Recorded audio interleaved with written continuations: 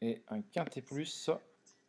Un excellent départ en dedans Qui, d'Horace Deschamps, numéro 1, très véloce en début de course, on sprint avec Hiatus, avec Hacienda voilà, Debois et réservé l'extérieur avec Hidalgo de à des Varennes. trotteurs C'est plutôt bien élancé.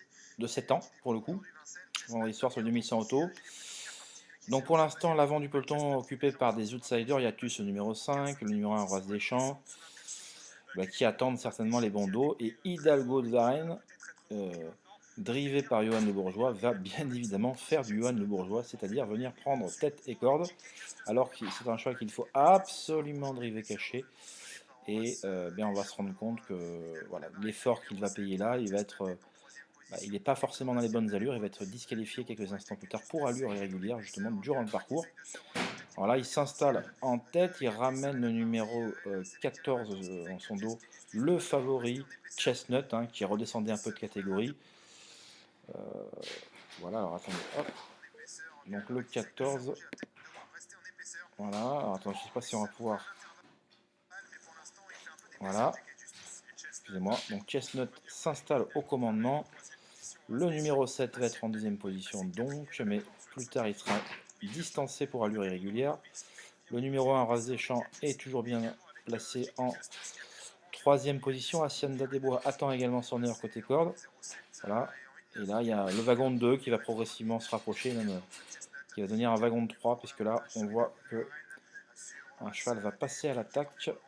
Il s'agira donc du numéro 4, J.K. Justice, qui faisait partie des trotteurs les plus en vue. Là, on voit que Hidalgo Varennes se retire pour allure irrégulière. Voilà. Donc du coup, le 1 gagne un rang côté corde. Le 4 s'installe en deuxième position. Et à l'extérieur, une grosse attaque d'Arenan Marzi qui va essayer de prendre de vitesse ses adversaires. Elle va pouvoir venir aux côtés du favori Chestnut sans arriver à le doubler. Donc ce dernier va pouvoir lui repartir.